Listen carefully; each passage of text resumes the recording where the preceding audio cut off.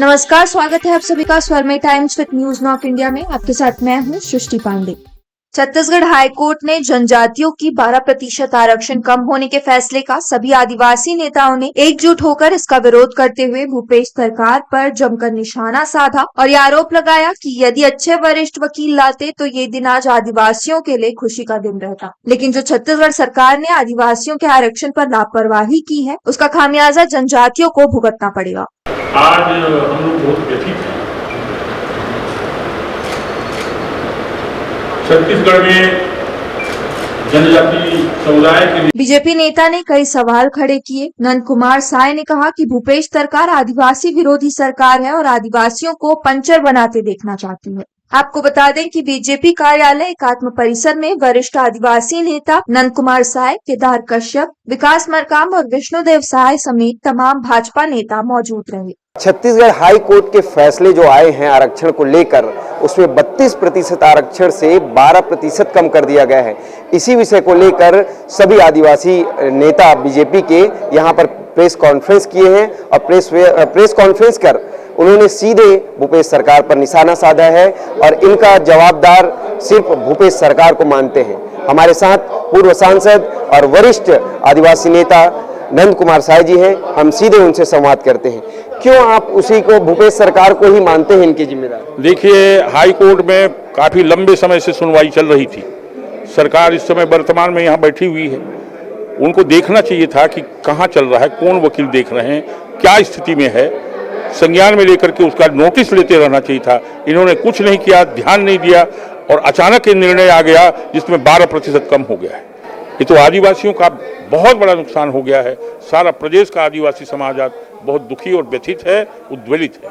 आप कह रहे हैं कि वकील अच्छे से नहीं लगाए, तो किस प्रकार के और वकील लगा सकते थे भूपेश सरकार? देखिए, यहाँ पर जो भ्रष्टाचारियों को बचाने के लिए बड़े बड़े जो गड़बड़ियाँ करने वाले लोग हैं, उनके लिए तो इतना बड़ा लिस्ट इस सरकार ने लगाई है, उसका आप कल्पना नहीं कर सकते कितने बड़े बड़े लोग हैं।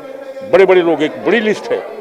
क्या यहाँ पर इस तरह के अच्छे वकील और उनसे संवाद करके कि कहीं ये बहुत बड़ा विषय है जनजाति समाज का, इस प्रदेश का, ये कहीं गड़बड़ ना हो जाए, अगर ये ध्यान दे देते तो ऐसा नहीं होता। इन्होंने ध्यान ही नहीं दिया और इसको केवल अपने हाल पर छोड़ दिया। जो वकील देख रहा है, कौन देख रहा है, नहीं देख रहा है।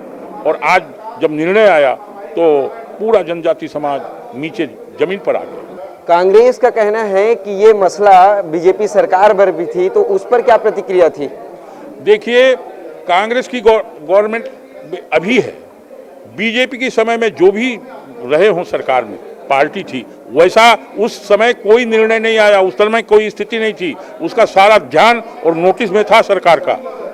निर्णय तो अब आने वाला था, इतना लंबा समय हो गया था। इस सरकार को ध्यान देना चाहिए था कि कभी हो सकती है, कौन देख रहे हैं, क्या देख रहे हैं, किसी ने ध्यान नहीं दिया और अचानक निर्णय आ गया।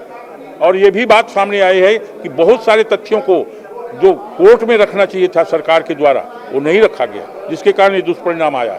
आदिवासियों को कितना नुकसान हो सकता है 12% यदि आरक्षण कम? 12% का मतलब है बहुत बड़ा नुकसान है। और इससे आरक्षण में जो बहुत सारी बातें हैं, समाज को, अलग अलग क्षेत्रों के लोगों को मिलता था, वो घट करके 12 से बहुत नीचे आ जाएगा, केवल 20% रह जाएगा। 12% कम होना मैंने बहुत बड़ा नुकसान है इसका। कहीं न कहीं बीजेपी निशाना साध रही है कांग्रेस पर और सीधा कह रही है कि अगर सरकार, वर्तमान में जो भूपेश की सरकार है, वो अगर हाई कोर्ट में अच्छे वकील लगाते तो हो सकता था ये आरक्षण कम नहीं होता। इसी सिलसिले पर प्रेस वार्ता की है बीजेपी ने और सीधे भूपेश सरकार पर निशाना साधा है।